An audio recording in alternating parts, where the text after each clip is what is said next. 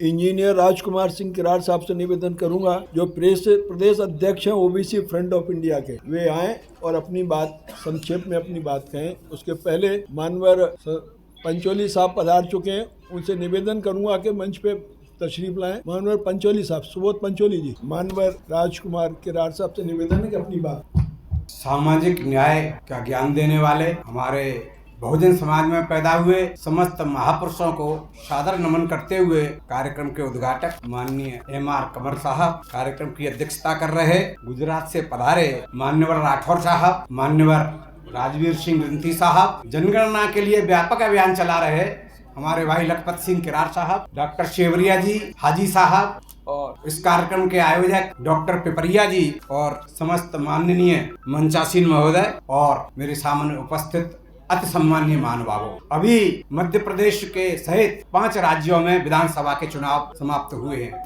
पहली बार किसी राष्ट्रीय दल ने ओबीसी की बात की। मैं ओबीसी की बात करूंगा, मैं ओबीसी से। इस कारण ओबीसी के संगठनों ने उस दल को जिताने में सहयोग किया कि यह दल आए और हमें समानुपात का प्रतिनिधित्व और जनगणना की बात करेगा। हालांकि उस दल से हम विचारधारा से पूर्णतः इत्तेफाक नहीं रखते कि समयानुसार हमारे सामाजिक न्याय की लड़ने वाले जो संगठन हैं, उनके द्वारा कोई विकल्प न देने के कारण, हमारे सामने कोई विकल्प न होने के कारण हमने उस दल को सहयोग किया, किंतु यह सामाजिक न्याय की लड़ाई हार गए और जो विघटनकारी तत्व हैं, जो हमें पूर्णतः नष्ट कर देना चाहते हैं, वो पुनः कुर्सी पर काबिज हो गए। विडंबना की स्थिति है। जनगणना क्यों आवश्यक है, यह बात आप लोग भली भांति समझते हैं। समाज में जो भी विकृतियां हैं, बीमारियां हैं, असमानता है, इसको दूर करने का एकमात्र साधन है जनगणना।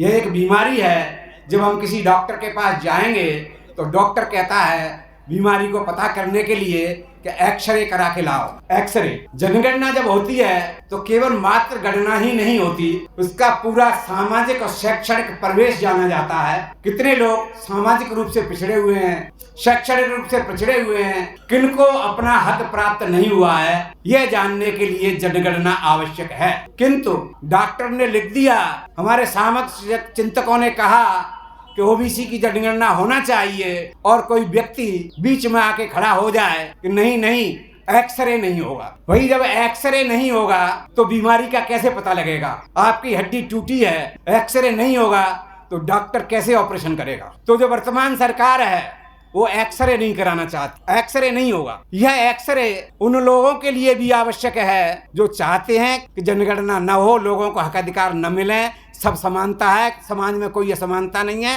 कोई सामाजिक और शैक्षणिक रूप से पिछड़ा हुआ वर्ग नहीं है, उनके लिए भी एक्सरे आवश्यक है। उस एक्सरे के बाद वो कह सकते हैं कि देखिए ये रिपोर्ट है, ये जनगणना के आंकड़े हैं, इसमें कोई किसी तरह की समानता नहीं है, तो जनगणना होना चाहिए। ख्याल से बंद हो गया क्या?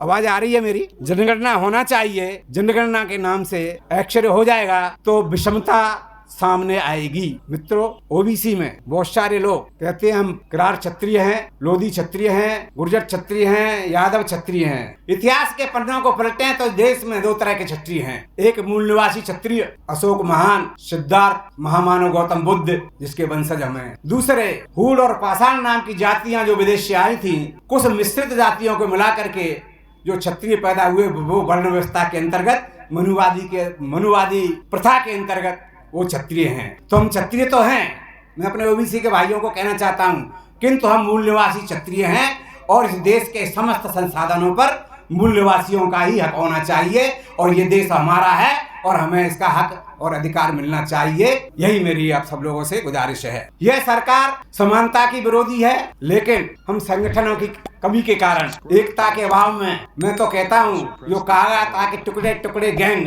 असली कहें तो हम सामाजिक न्याय की लड़ने वाले संगठन, हम सब टुकड़े टुकड़े गैंग हैं। हमने कभी मिलकर के सामूहिक प्रयास नहीं किया और न हम कर पाए हैं। इसके लिए मैं भी एक सामाजिक कार्यकर्ता हूं, मैं अपने आप को भी दोषी मानता हूं और हम सब दोषी हैं कि हम देश के सामने एक विकल्प नहीं दे पा रहे हैं मनुवादियों का। मान्यवर काशीराम साहब ने वाम सेव के माध्यम से, बहुजन समाज पार्टी के माध्यम से विकल्प देने का प्रयास किया था। पहले डॉक्टर अम्बेडकर साहब ने प्रयास किया, उसके बाद ठहराव आ गया, फिर उनके कार्यवाह को माननीय काशीराम साहब ने आगे बढ़ाया और उसके बाद मैं बड़े दुख के साथ कहूँगा कि वो कारवा करीब करीब समाप्त हो गया और छिन्न भिन्न बिखर गया।